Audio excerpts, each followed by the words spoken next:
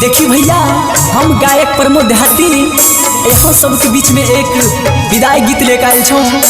यहाँ सब जरूर सुनबे, अपना बेटा भाई पर प्यार दुलार आशीर्वाद जरूर बनाए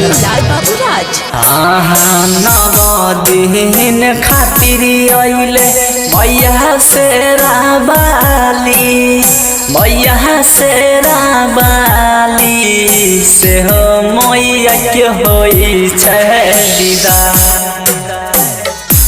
हाँ से हो मैया के होई छै विदा। सातोरे बहिनियों के भैरव छोटा भैया, भैरव छोटा भैया से हो भैया संग लागल जा। हाँ हाँ से हो भैया संग लागल जा।